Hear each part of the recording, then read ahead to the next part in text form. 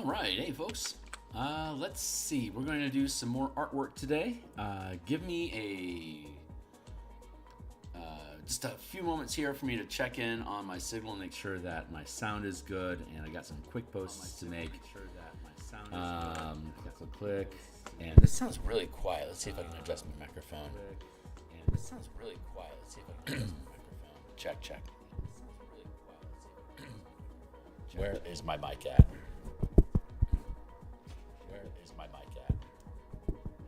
Check. My volume sounds so low. Check. My volume sounds so low. I'm going to push that up a bit. And then adjust this volume down a smidge. This volume down a smidge. There we go. All right. That should be better. There we go. Let me drop that volume down there. Sorry for the disrupt, guys. For people that are catching this after the intro, I'm almost done here, just doing some quick posts on the social media to get things going. I create artwork. I create role-playing games. I illustrate them online. Making an adventure for Eberron using the 5e24 game engine. And we're fighting necromancers, undead, and demons in the Carnwood of Carnath on the continent of Corvair. If you find today, hold on, let me fix my screen here, and here we go. Okay, cool. And if you find this stuff today cool, like, subscribe, hit the bell icon for notifications of when we're live in the future. And tap. Just fixing my screen here real quick. Make sure we don't have any kind of trouble. Lump. And okay, there we go. Fix. Let's see. Okay, cool. I'll adjust my screen here to bring that down, just to keep an eye on things. And here's our workbench. And I can bring down this window a little bit here. And we made this book cover back around episode 40 and had lettering around episode 200. Now we're doing the Gatekeeper Druid with a divining pool, recognizing that there's extra planar issues. And hey, Defected, it's good to see you, my guy. I decided to work on this piece just a little bit longer, and if I have time left over, I know what my next piece is going to be that we're going to work on. So I have a list of stuff left to do. So I've got 1, 2, 3, 4, 5. I've got 6. I have 6 interior illustrations to do that are like maybe a quarter page, like a half column or less in size. I have 1, 2, 3, 4, 5, 6, 7. I have 7 tokens that I want to either need to create or I want to fix. And then I've got 1, 2, 3, 4, 5, 6, 7, 8, 9. I've got 9 corners of pages that are like a fourth or fifth of a column each that could have an illustration in them or might be texture. I don't know what to do with them yet. And then I've got some adjustments that I need to make to the map and stuff that I can definitely do off screen. This is a lot more work than I thought I had left, which isn't an unusual thing for a Phil to say about this project. But this is the stuff that needs to be done. It is defined now. I did an audit last night of what actually do I need to get done on this adventure to publish it. And this is what I'm looking at. So this will probably take me through December, potentially into January to resolve, which pushes the adventure back a little bit, which upsets me. But, hey, that's where we're at. That's what's going on. And we have to play by the rules that are dictated to us for us to be able to do anything. So that's how we're going to do. There's our pool. There's our stump. I'm going to work on some mushrooms for a little bit. And then, and then we'll move on to... I'm looking forward to move on to the next piece, but honestly, I want to... Hold on.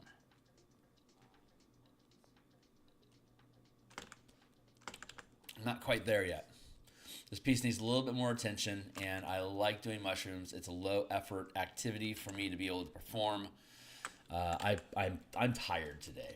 Phil is tired. So I am trying to do some low effort activity and still get work done. That's why I do this stream, is to make sure that I get something done every day, no matter what. And so far, so good.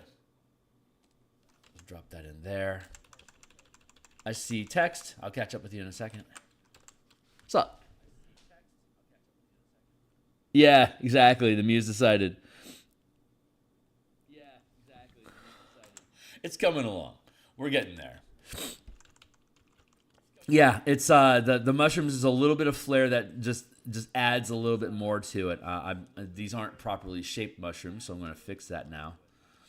But yeah, we'll dot in a couple, put some moss in, just add a little life to the area, and then I'll be free and clear to proceed to the next piece. So it's coming along. I know it's less than one page because the size of the page and the amount of illustrations, but if anything, this project has taught me that things tend to creep up in scope and scale and in complexity, and that's kind of the vibe. So I'm okay with it.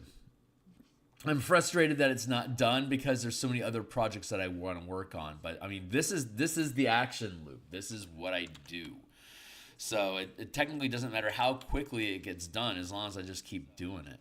And it eventually gets done and I move on to the next project. I mean, there's no end to the number of projects that I'm going to want to do before I can't do anymore. And I will, no matter what, feel regret and lament that I wasn't able to do more. So I have to be comfortable with being disappointed. I think more so than anything else, just be comfortable with being disappointed, and persist with faith regardless. That whatever's supposed to get done is gonna get done, regardless of what I wish I could have gotten done. And those are probably good words to live by anyway. So I'm just gonna embrace that through my art. This is already looking so much better. I'm really liking this.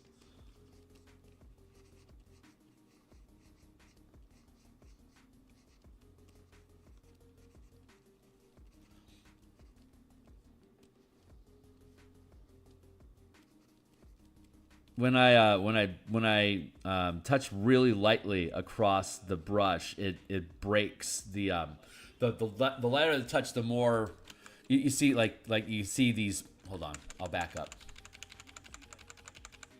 Here, I'll do this instead. Let's put a blot of color here.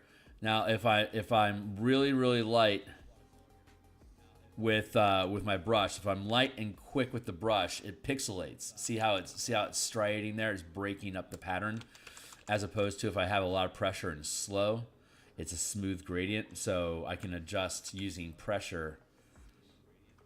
I can have a light. I can have like a little mottled effect to break the thing up a little bit.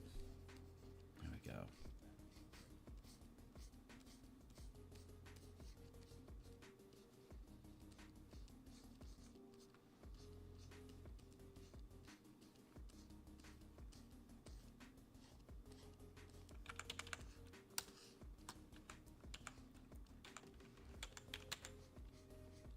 The foreground of the shrubbery really, I think, hugs around here. Like I can afford to do like little things over here and here because this framework of this foreground tree here is pushing it back. And like a little bit, like wherever these little mounds are at, that's a good place for me to drop a shroom.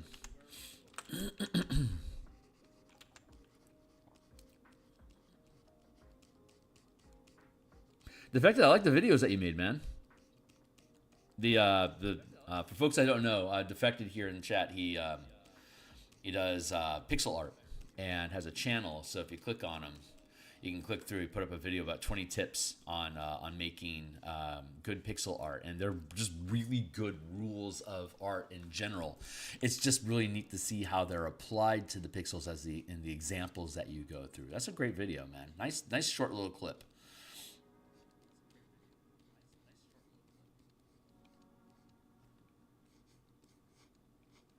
I am ignoring side screen today. Sorry. Hold on. Let me get into that. That's why I like editing and uploading. It's low effort. Yeah. It's not quite as low effort. Yeah, no kidding. Then edit the video footage. Yeah. Yeah. One of the things that keeps me from wanting to do recorded things is just the amount of like scripting and editing and second takes and stuff.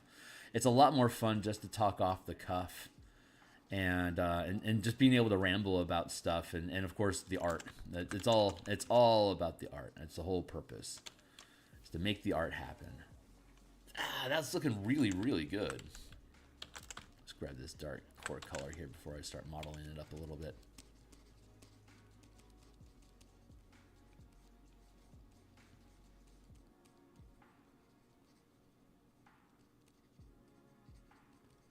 Mottled that up a little bit just to rough it. Give that texture look. Break it up. There we go. Looks really good.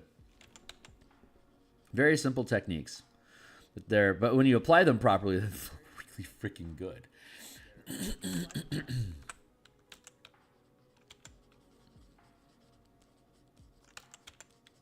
We'll do a few more of these and we'll probably be good.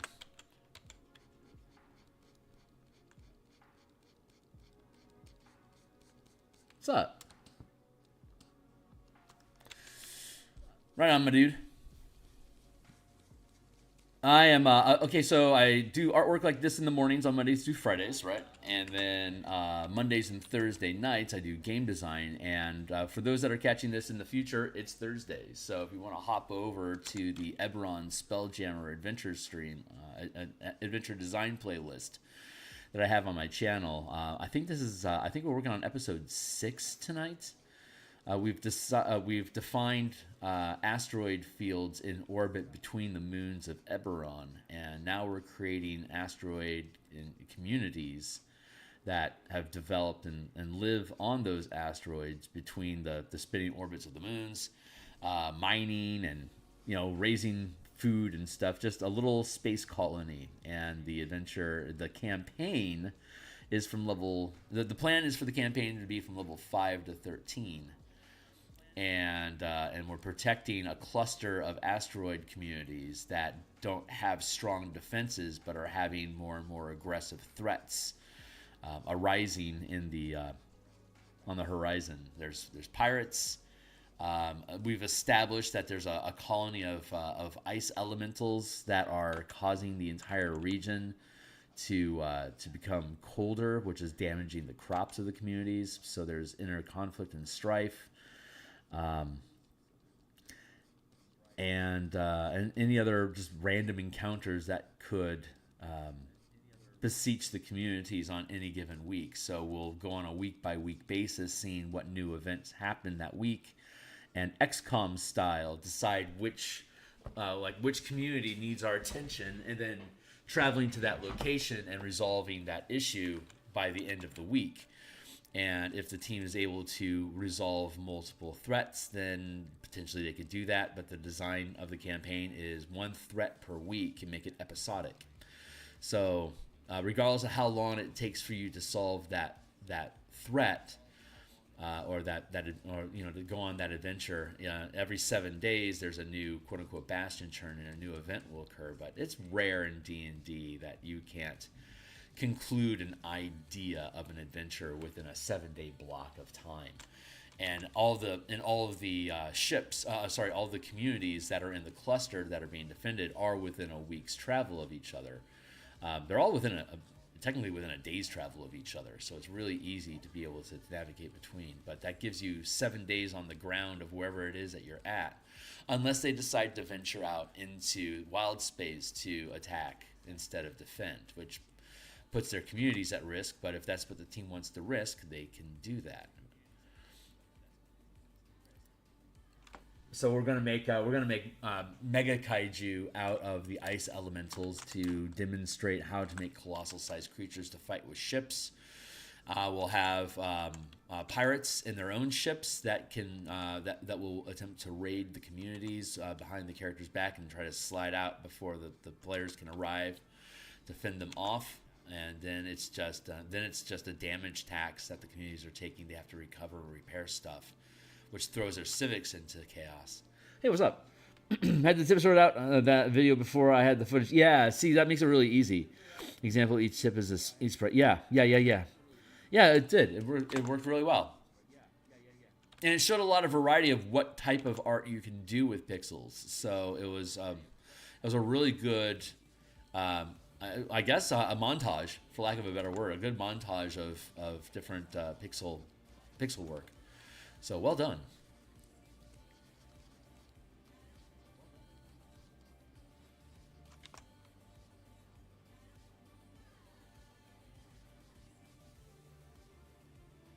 There, that feels really good. And now I want to add in some highlight over here. Just going to scratch that into place. I like creeping in from the edge like this because it helps me define. I've got this white back, like it's blue, but a very bright background, and then this dark. That's a good piece of contrast. And I want to make sure that I'm preserving that line of separation. So by not trying to wash out the edge with a massive highlight, I can retain the separate image, the separate object in the foreground. It's just layering. It just helps to layer.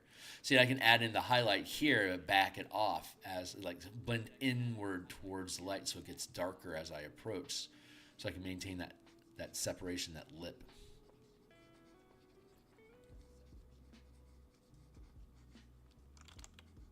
I'm just going to keep layering in some more of this here. You're very welcome.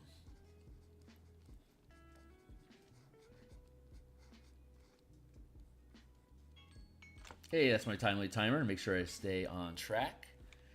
It's got about an hour and 15 minutes. So yeah, we're gonna work on that. We're gonna work on that campaign some more tonight. Last time we resolved how to develop the different points of interest in each community, and there's a total of 6 communities. And although that's probably more detailed than necessary, I honestly don't know where the adventure is going to go. It's a progressive campaign where every 4 weeks, every 4 actual real world sessions, we'll have a new bastion turn and choose a new adventure to go on, and then run the adventure, and then update and make another turn. So from level 5 to 13, that's 8 levels. The intention is to have 4 sessions of like 3.5 hour blocks.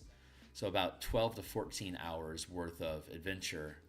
And then gain a level and have a new turn. So each bastion, there'll be 8 bastion turns, and there'll be 8 levels over the course of 8 months of hopefully with 4 weeks of gaming each month. Otherwise, it'll extend it. And if I have this ready to go by February, I can run from February through October. And that'll allow us to continue playtesting the Spelljammer system, the Mecha Kaiju mechanics, as well as the martial powers and color mana system, to have them all working together, along with, and of course with the bashing campaign. So we can build out our characters, give them mecha, start creating adventures for them to go on around inside the community. And it's not something that it's just a little playtest campaign. So it's nothing that I'm going to dive deep into like massive detail art or anything. This is just a playtest thing, so the effort's not going to be super high on the DMing side. It's mostly processing, trying out combat, and adding in enough plot and storyline to make it interesting to hang out. Kind of dupe people into playtesting with me with these mechanics by offering a somewhat fun campaign.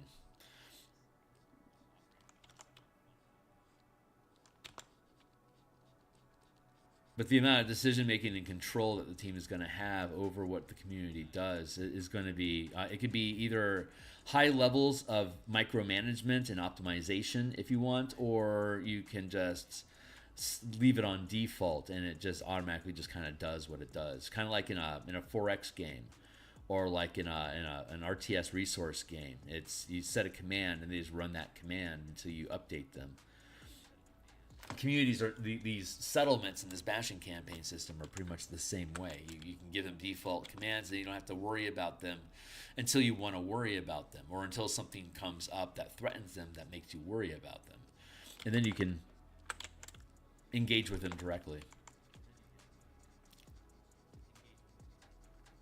So it shouldn't be overwhelming, but it's a really good, I'm finding it to be a really good progressive system for me as a DM to kind of microscope what's going on in each community, and to get an idea of like what's upcoming adventure is going to be, what issues and events are happening in each community that might warrant some sort of sheriff's attention, or become a mystery or a threat that can be resolved.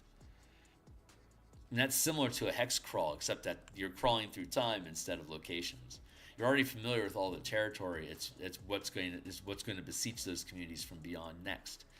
And making the ice elementals 50, 100, 150 feet in size will make them large enough that they need to be contended with by mecha and spelljamming fightercraft.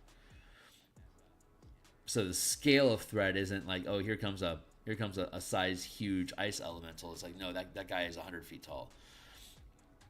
He is absolutely, if he decides just to meander through our forest is wrecked.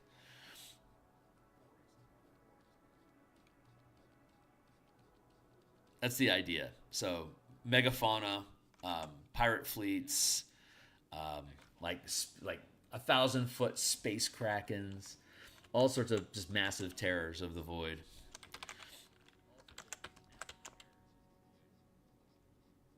Let's go check our reference. Zoom out. Actually, I could probably make life easier on myself if I just fetch it to me. There, let's drop that reference there.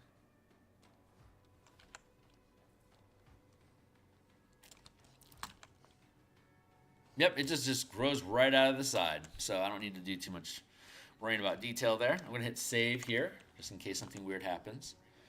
And there we go. Hey, what's up? Hey, Fox. For the past 6 months. It's been fun. Hey, nice, man. I'm glad to hear it. I knew that was something that you were interested in doing. I'm glad it worked out for you. I know they had I knew there was a proficiency test to be trusted with running players on Esper's server. Congratulations on making the cut, and that you're having a lot of fun with it. I'm glad to hear it. It's good to see you, my guy.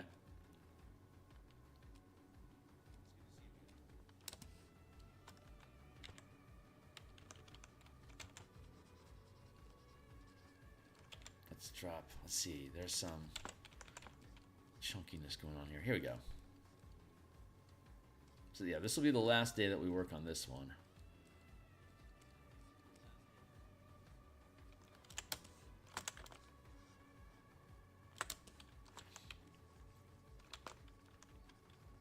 Yeah, we've been running the Mega Dungeon campaign on Saturday mornings, but for this Eberron campaign, I'm not committed to doing it on Saturday. It could be Monday night, it could be Thursday night when I normally do streams like this, my design streams in the evening, or I could do it Saturday morning. If I do it Saturday morning, I'll keep my Monday and Thursday night design streams. If we switch to Monday or Thursday night games, then I'll do my design stream on Saturday morning instead. I have those 3 blocks of time that I can do stuff with.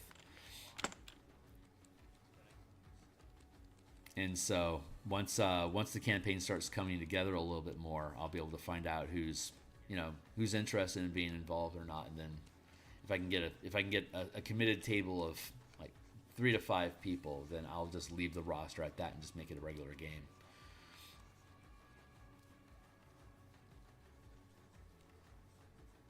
But that won't be ready until late January, maybe February. I'm not in a rush.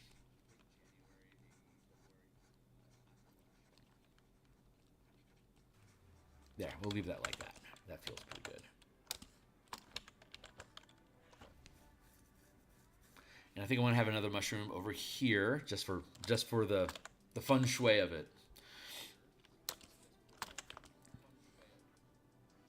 We'll grab, what's the color I want to use? Here. What's up? Could not die within the gauntlet permanently as there was magic. Oh, right on. Let's see. Let's this is typically, wherever I have a little mound like this, is typically a good target for a mushroom. And then I'm going to fix this light effect in here. That my bar symbol is looking a little sloppy, and I think I can do some neat constellation stuff. So we'll see. But I just want to finish this mushroom, and then we'll do a little bit of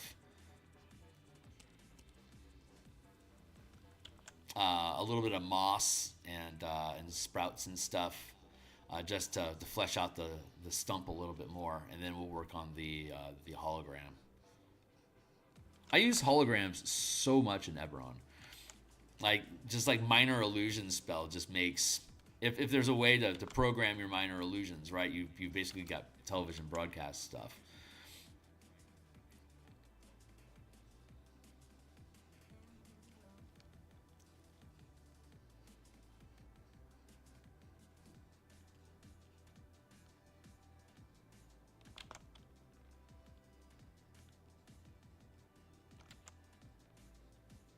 I blame the artificer, the cartographer, with their little heads-up display that they can do. Many visuals of small runes of different rotational planes. Yeah, stuff like that. Yeah. That's the thought. I was thinking about doing like a plotted trajectory, and then showing a deviation from that plotted trajectory, showing that the plane of Mabar is being pulled out of alignment to be able to create the manifest zone that the adventure takes place in. Something like that. It's floating around in my head. It's not 100%. It's not 100% anything yet. It's just I can hear my muse whispering to me about it.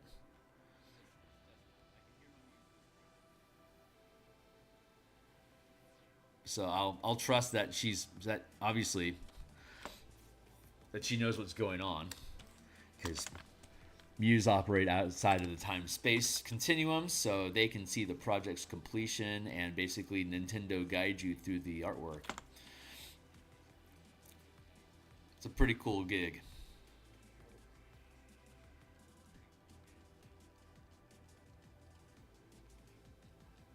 When I was a little kid, so I'm 50, so I was like 12, 13 when Nintendo hit, and then there was Nintendo Power, which was a subscription-based advertisement model, but it did things like provide you with maps to games and stuff like that. So we'd cluster around the TV and take turns trying to win the game, and then we would, like, if it was like Kid Icarus or Metroid or something, we'd use the maps to the Nintendo Power magazine maps to navigate the adventure, and read all the tips and stuff like that so we could beat the game. Those were fun days, man.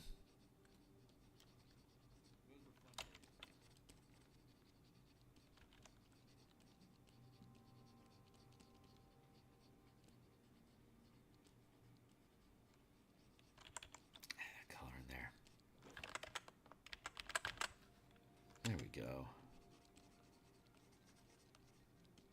What's up? Do you allow preaching characters in your games? Well, yeah, sure. Sometimes it depends. Sometimes, most of the times when I have open games like this and I invite people in, it's because I'm playtesting. And depending on what the playtesting is going to determine what is going to be, what like if I'm trying to do character options, then I will ask that you use characters that I use. But this is focusing on processing bastion turns, both as a DM and as players. Mecha Kaiju, so characters getting mecha craft to have their characters navigating around inside of. And martial powers is an option that will be available to players. So you could use my spell point system, you could use the normal Vancian magic system, you can use my modified classes, you can use base classes. As long as you're running around in mecha, and you will be, and you're processing bastion turns with the team, which you will be, then technically any character would be fine.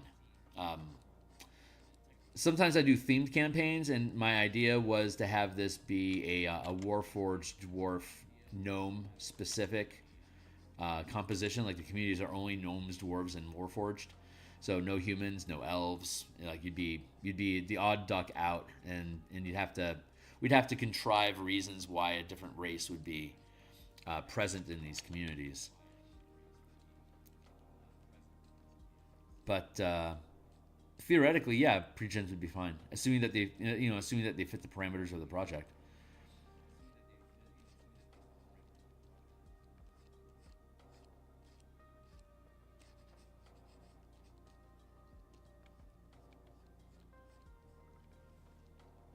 There you go. Oh, neat! I can see the stump. Okay, let's keep working on this. It's almost done. And then we'll find some moss to put onto the stump.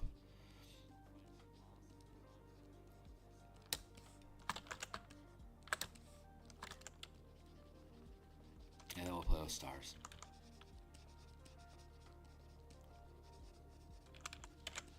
I want to up the intensity of that eraser, that smudge tool. It's not pushing pixels fast enough the way that I want to, so I want to increase the strength. It's probably like 60% strength now.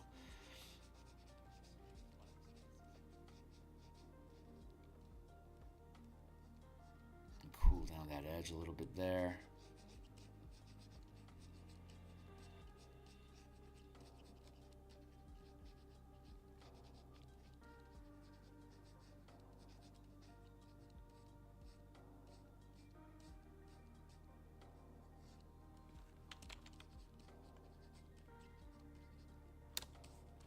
And one more burst of bright. What's up? Yeah, nah. I'd want to make a new character for a game like that, but I saw a Tiefling Wizard. No, right on. I have an Athasian elf Scion Fighter Thief from 2nd edition that I've translated into various editions. He went from level 1 through... He died at 14th level. It was a good run for an elf. Pardon the pun. There. Okay, that looks... I'm pretty happy with that. So now I like the shape of this down here. You can see this stump here? I can see like this outline here. And then here, and here, and here, and here. It makes for a neat little mushroom thing.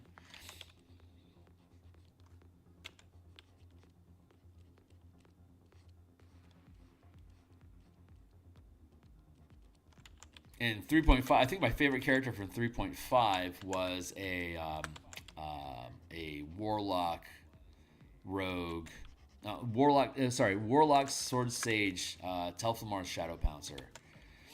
I got the from I don't remember what adventure it was, but there was a portal to the Shadowfell, and if you touched the if you touched the portal but don't go through it, there was like a 1 in 20 chance. There was like a 95%. There was a 5% chance, like 1 on 20 chance that you would get the shadow touched template, which was a +1 level adjustment template that gave you it gave you bonuses and hiding in shadow.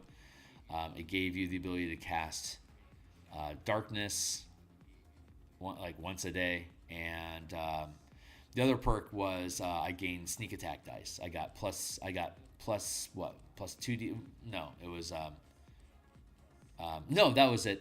It was a Telflamar based. I can't remember the name of the adventure, but it was a Telflamar based adventure, and specifically, it qualifies you if you're Shadow Touch. The Telflamar Shadow Pouncer had a class feature that you had to hit certain skill levels, like you had to have a certain bonus because proficiencies. Prestige classes in 3rd edition were multi-class options you could take when you meet the prerequisites to do so. And a lot of times it was like have like a proficiency. In 5th edition it would be like have a proficiency bonus of +4 and XYZ, which means that you can't possibly take it before 9th level because your proficiency bonus was +4 at 9th level.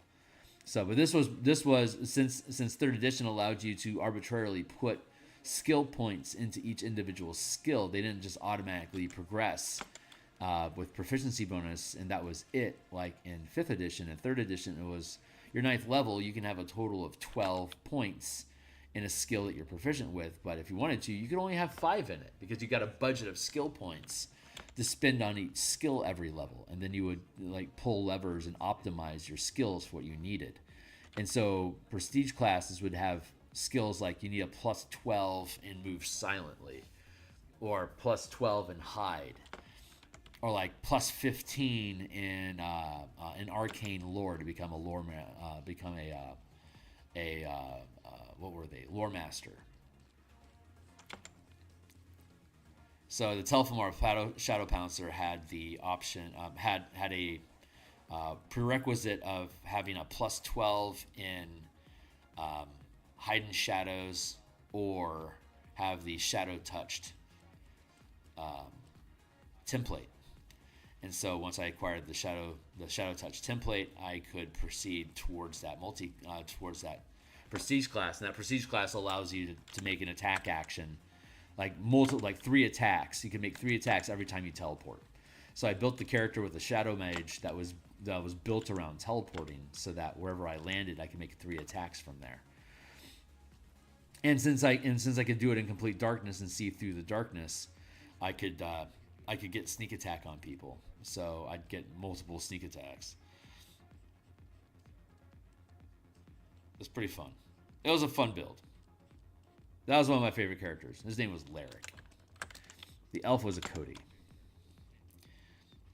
Lyric just fell out of use. I just stopped playing after a while. I was doing a lot of play-by posts and small arena matches and short-term like one-shots and stuff.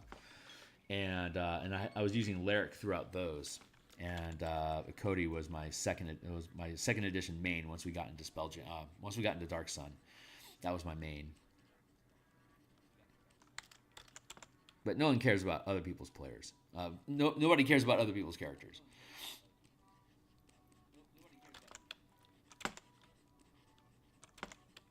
In first edition and in basic, it was like my fighter's name, he is Bob, and he is cool because of list of magic items that Bob has. In 3rd edition, it became, yeah, I've got these cool weapons, but you're proud of the progress that you made in gaining levels, and would instead crow about, yeah, I got Telfamar Shadow Pouncer as my prestige class, blah, blah, blah. Like what feats did I take? What skills did I have? What prestige classes do I use? And then, and I have these cool weapons too that complement this ability that I have that I got from this prestige class. It was a different focus. It wasn't a focus on gear. Like before 3rd edition, it was always about what gear do I have, because that was the only thing that distinguished one fighter from the other. Otherwise, they're the same. Everyone's Bob. It says, is Bob wearing a buckler or a tower shield? Is what's Bob doing? Like what gear does Bob have? And that's the only way that Bob is different. Bob had 14 hit points, and he had his long sword +1. He was dope. Right on, man. Go Bob. But when there wasn't really a lot of stuff in the game, those differences, those differences mattered. And I'm just going to leave that guy like that. I like how that sits. That's pretty cool. So now I'm going to moss this up a little bit. I'm going to add another layer in here and probably put it behind the mushrooms. So let's go to our sample, and let's find some moss. Ooh, look at that stuff. That's cool. I like that. We'll make a little. Look, I bet I could put one of those like right here. Let's grab a texture. I want to use a different type of brush than I've used otherwise, so that I have a variety of textures. So we're going to use this. This is a brush I developed for kelp.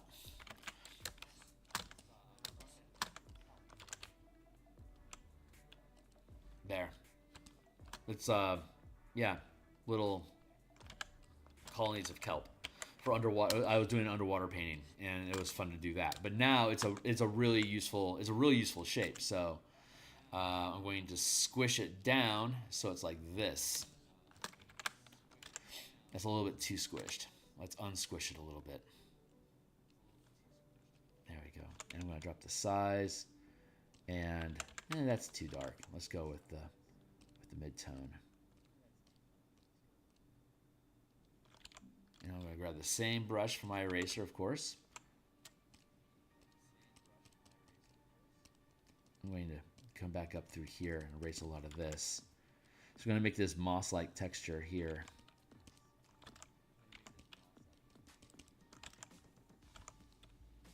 There, like that. I can hack away at this a little bit.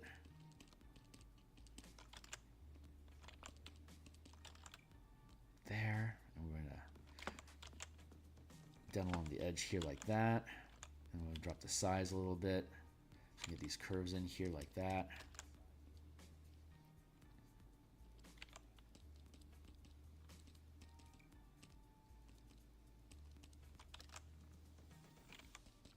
There we go. And let that stuff drop down.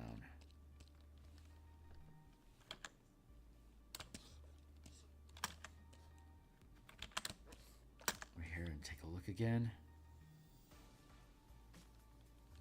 Yeah, and let's grab a highlight real quick.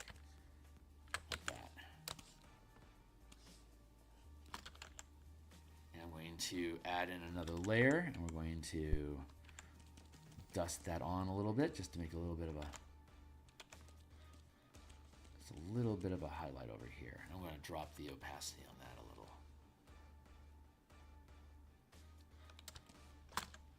There.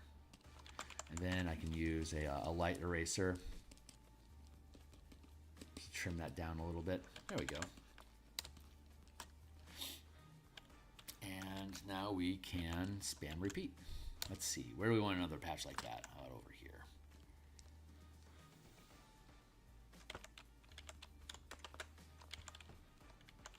I'm almost min-max and will choose to make things slightly more difficult for me. It requires me to think of, yeah, right on.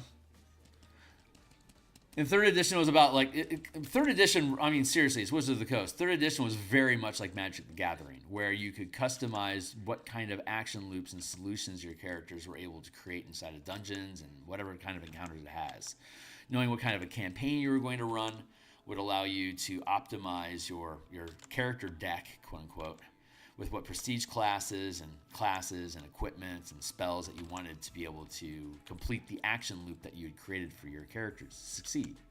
It was a lot of fun. It was like a puzzle. Like, what aspect? How do I quote unquote win the game, i.e., stay alive or be effective in adventures?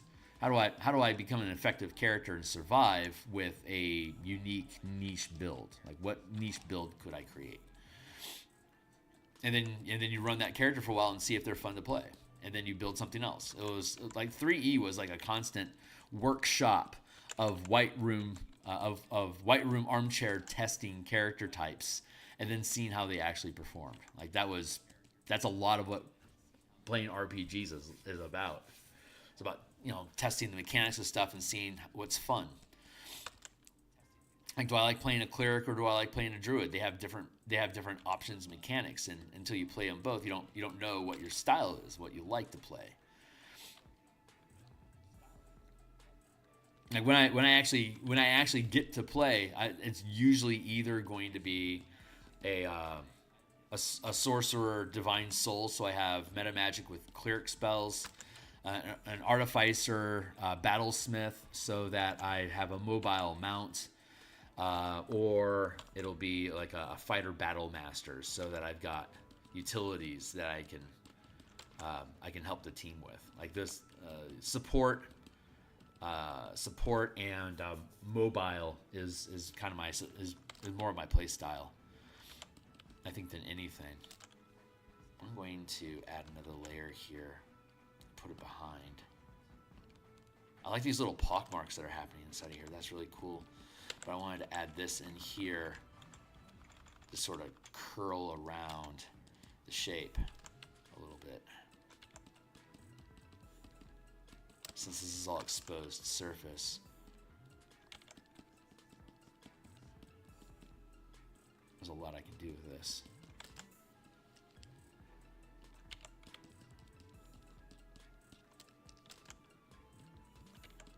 There we go. So we add with the ink, we add with the brush, and then we erase some of it to create these little shag effects. It's pretty similar to what we did with the fur on his robes, but it's a different technique, different texturing.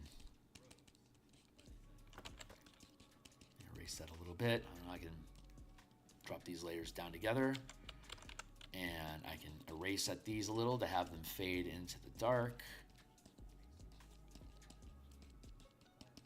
Just kind of picking at this using the same brush as an eraser, just to trim at this a little bit using the same patterning that we've established that the moss has. So if we erase with the same pattern, it feels consistent. And then we can grab our highlight here, and we can dust that onto here where it's peeking over the edge. Let's hit erase here 100%. Drop that out just to make it mottled. Oops, I forgot to make it a separate layer. Good thing we caught that, Kearney. There we go. I can trim away at that a little bit, and then drop in another group here. Trim away at that a little bit.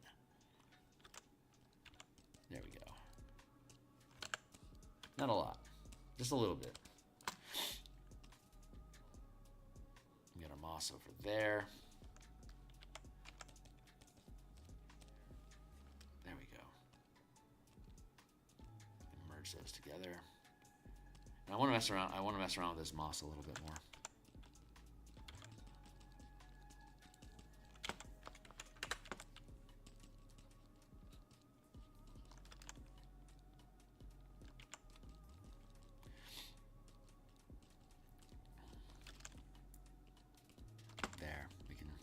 Add these little effects here to show shape on the stump.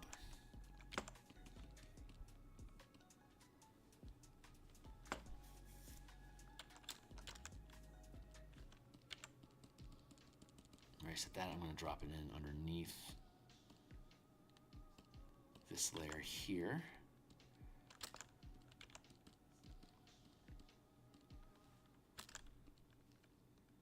Like that.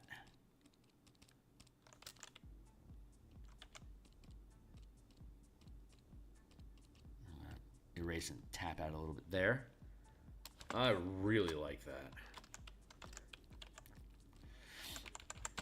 I'm going to use a low impact eraser to drop this stuff down more into shadow here.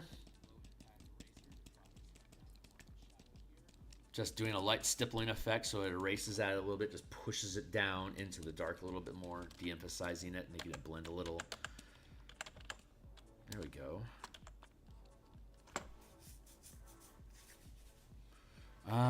Let's see. How we doing?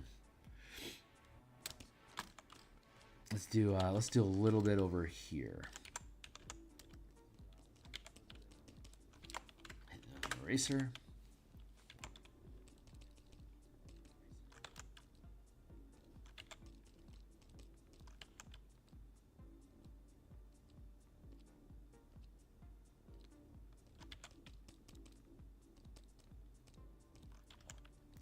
Obviously, we don't need to do a lot of detail on this because it's dropping down behind the shrubbery over here. Shrubbery!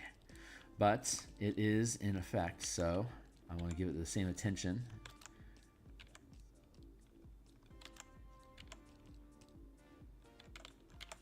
I'm going to fade it in a little bit with a lighter eraser touch. There we go. And then fade it back here because of the curvature of the stump. Have that blend back into the darkness a little bit.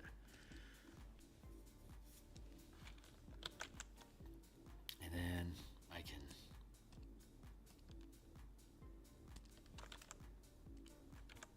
tap on that to get some highlights going. And I'll erase it down to make it not overwhelming.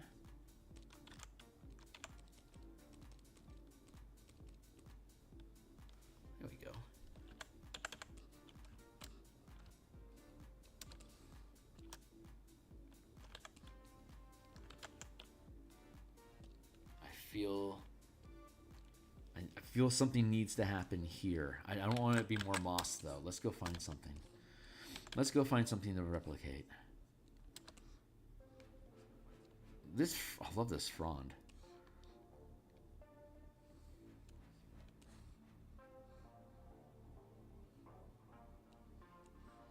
What is? Oh, that's a tree that's too close. It's become a blur. We're seeing through the light effect of some sort of probably light, some sort of light. Yeah.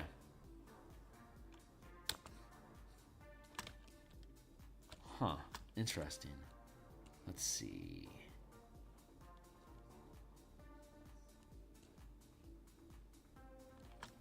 No, but I think I can play with texture a little bit. So let's go back to let's go to our chisel brush and shrink that down so it's a thin chisel. And we'll go down to here, and that's our symbol. Is this our stump here? Yeah.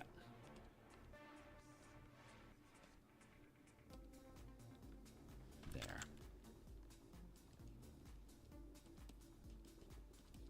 This is way too light, but I can fade it in. The texture is what I'm really interested in right now.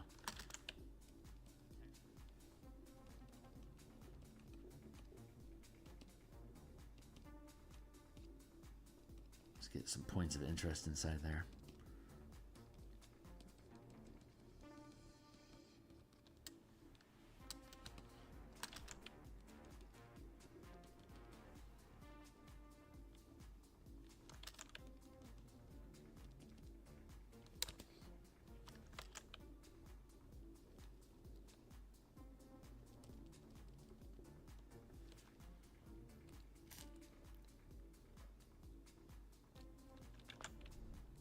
There, and where the moss is at, I want to break up the texture a little bit.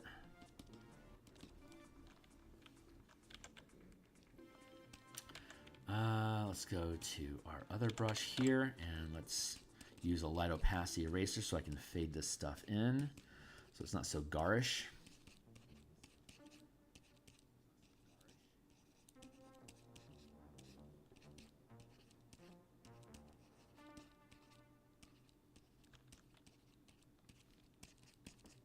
Oh, this might be a big fail.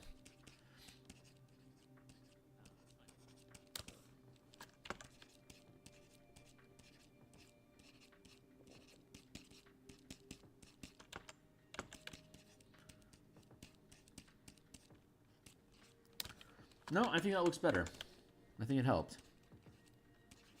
This top edge, it's too smooth.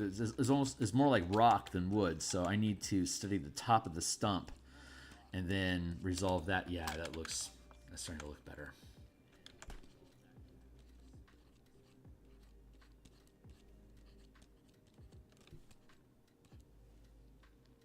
Yeah, that helped. That legitimately helped. Subtle, but okay, so now we go to this top of the stump and let's observe what that is like. I'm just going to grab some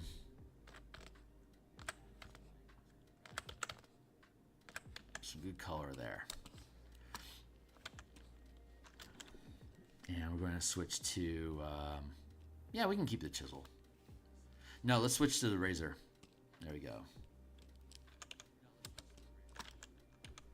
We got our highlights here.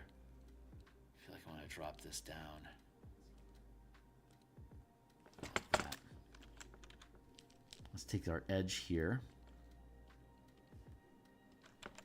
I don't know what I'm doing here. I'm just messing around with techniques. I'm just following the muse. She's like, try doing this. I'm like, okay, I'm gonna try doing that. And let's push our eraser up to 80%. Our smudge brush up to 80. And let's try to create some roughness in here.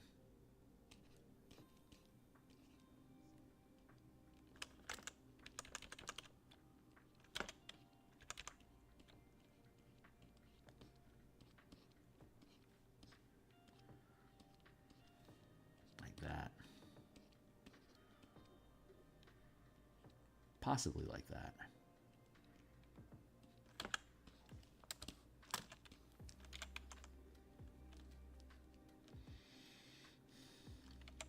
Erase. Yeah. Okay, this is gonna work. Cool. All right, so let's go. Let's do our rim.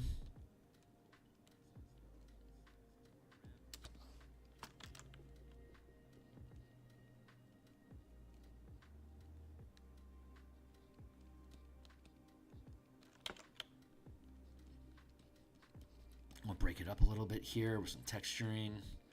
Just dragging the pixels around a little bit.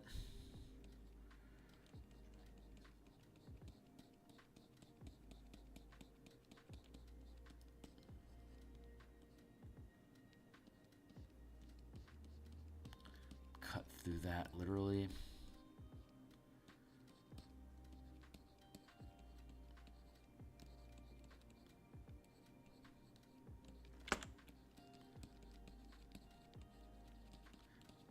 There.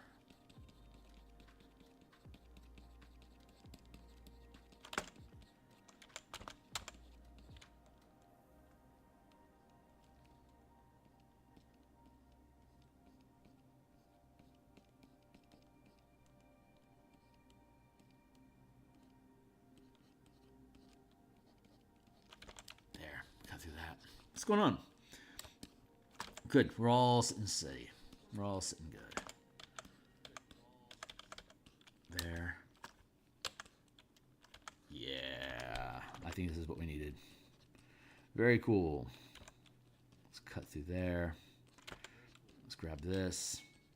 Hey, another 20-minute timer going off. Where are we at right now? Okay, this is our last 20-minute burst.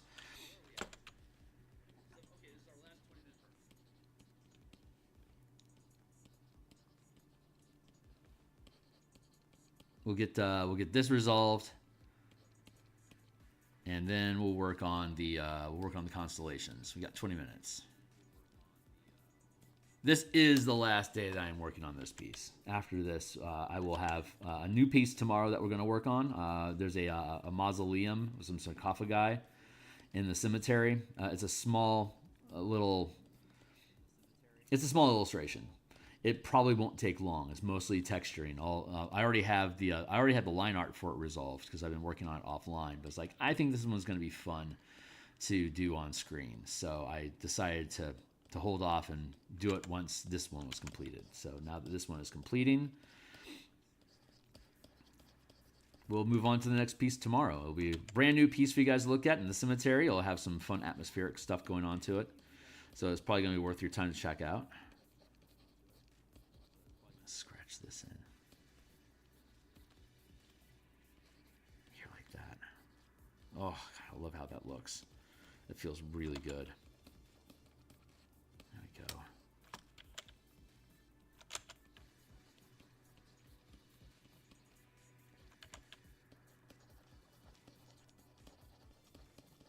Scratch away at that a little bit.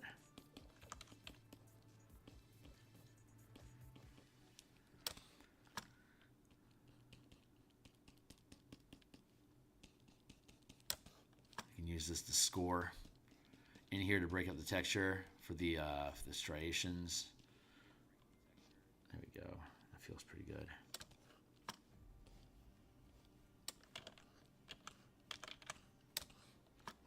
Oh man, that looks so much better.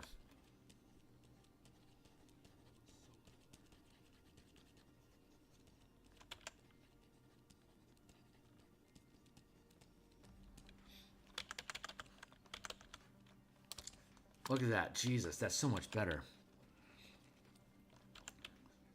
Worth 100%. Totes worth.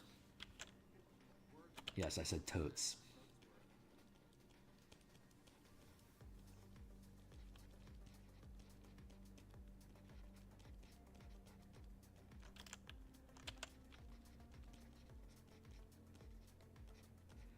We're just punching striation through here for it to have that log-like effect.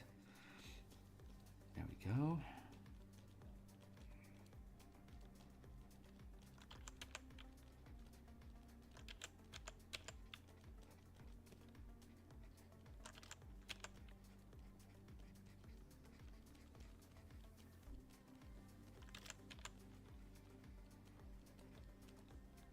And that works.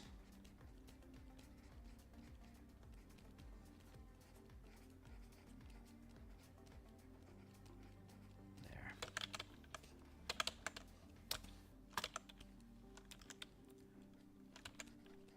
A little bit over here.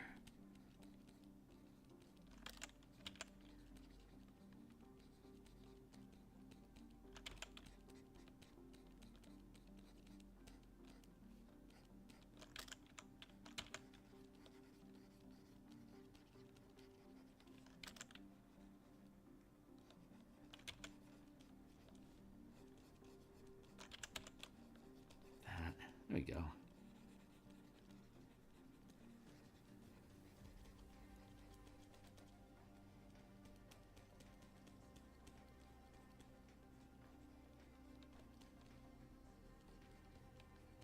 And that feels pretty good. Nice. Nice, nice, nice. Loving that. This is the little point of interest that we needed here in the foreground here, just to push it forward a little bit more, just add a little bits. It feels really fucking good. We now need to add in weep, weep, our layering so that I know where we need to. So this is where all the text goes, right? Here, I'll give you the text.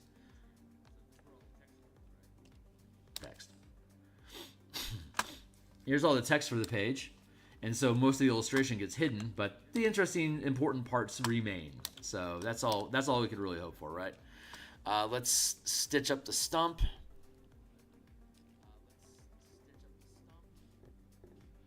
And let's see, that's foreground. That's all of that. Let's pop this open again. That's all our mushrooms up front, our moss up front. So let's label this as nothing. There we go. There's our lighting. There's our constellation, our Mavar symbol.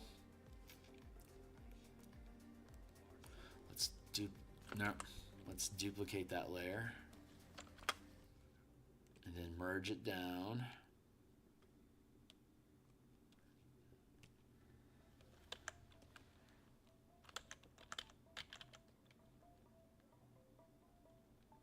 That's the nature of the beast. The art disappears as it moves to the back. Yeah. That's okay. We did all this piece because I wanted to do a forest piece because I like the forest. I thought it was fun. It was worth my time to do it. Very so worth my time. That symbol is absolute shite. So let's I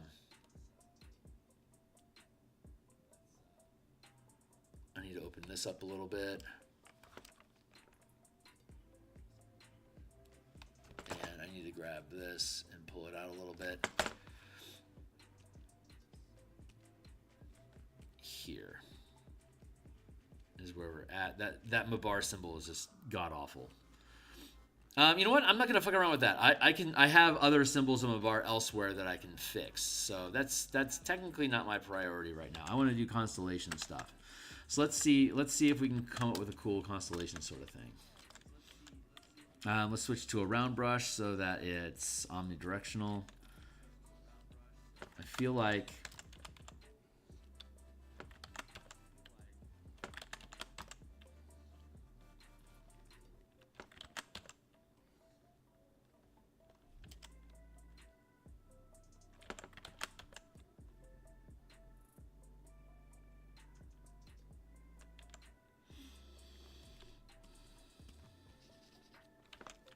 zero. Like my initial thought was like an orbit pattern here, and then a deviation here, like that.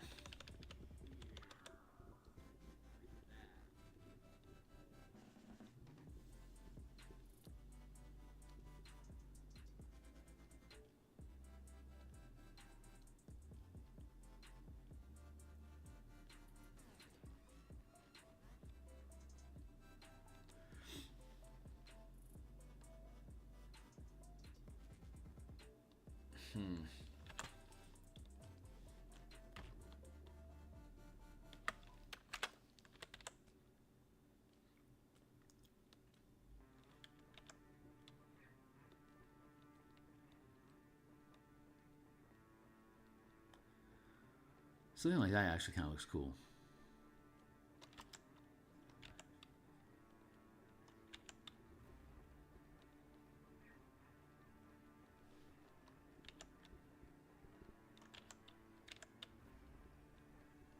For those that are familiar with my Spelljammer work, this is essentially an orrery station, an amplified scrying device to be able to see deep into wild space or the astral plane for navigational purposes. Here they're using it not for navigation, but for tracking the movement of the moons and planes.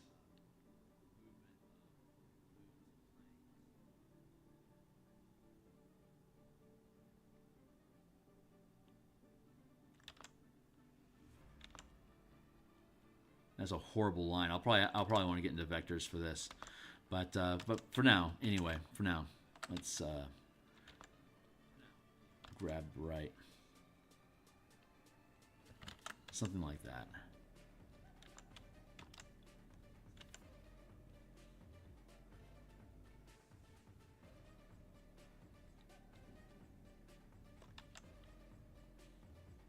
A sharper curve.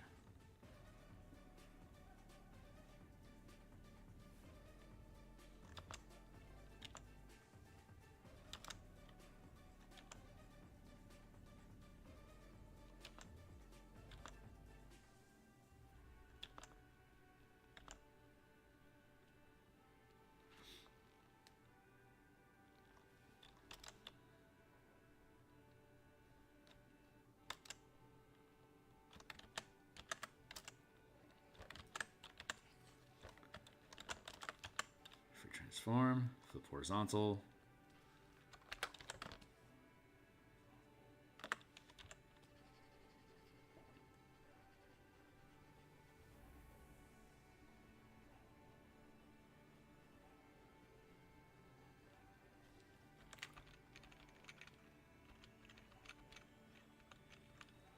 About there.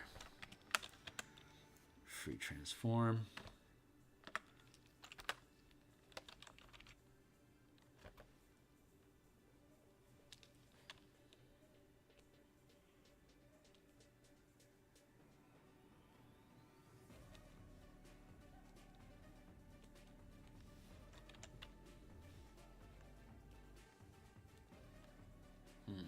I think this will work.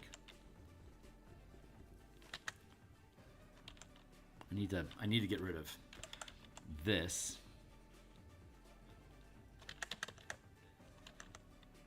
So you can do this.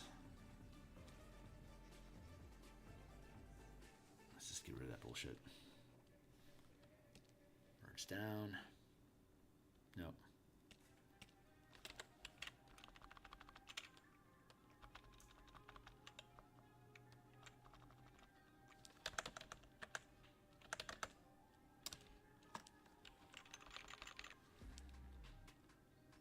Feels about right.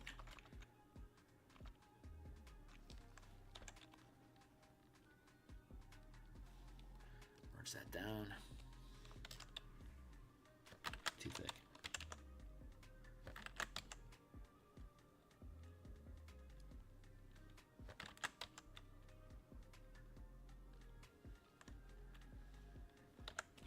Something like that. Come on.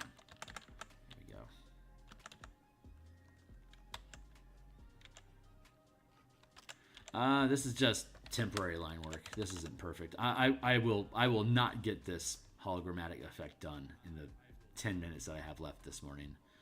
But I can complete it tonight, and then when we come back tomorrow, we'll have a brand new piece to work on, and I'll show you. I should get this finished tonight, and then I can show you guys how it turned out. But right now, I can take the warp tool.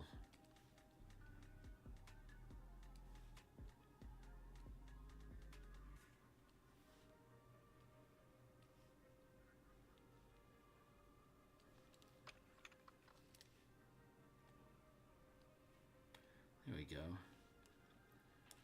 Warp doing what warp does. Let's drop this a little bit here. Yeah, I think I like it. I think I want it to be a little off.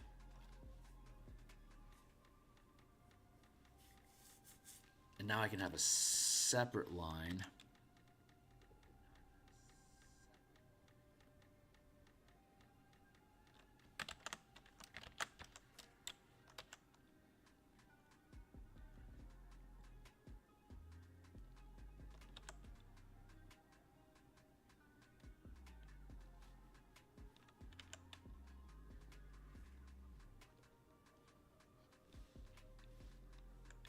I think that's probably too far up onto the page. I think it's going to get hidden by the text. So I'm going to show something like that.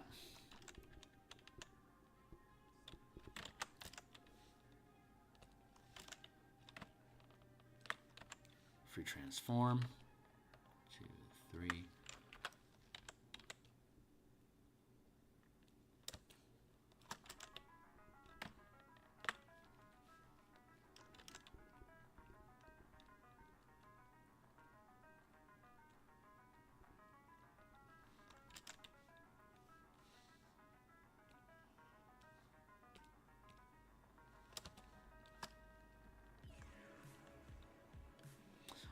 I can fix that. Get out of here.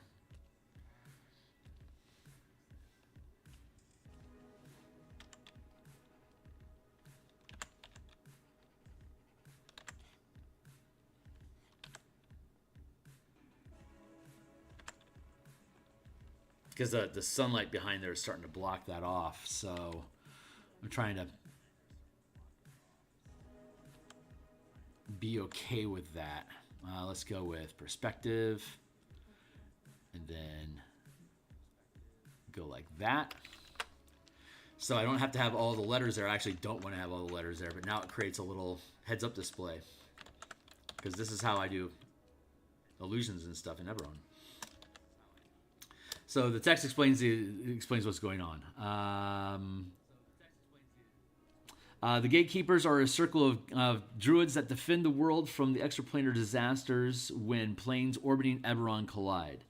Their oracles track the movement of these planes closely and have discovered Mabar unexpectedly changing path towards Eberron.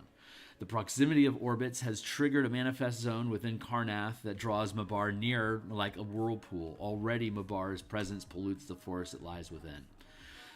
Solga is a druidic oracle of the Gatekeepers that has summoned the heroes to find the nexus of the manifest zone and collapse it to prevent the doors from spreading across Corvair. So there you go. So it should be self-evident. Hopefully it's self-evident, but there you go. So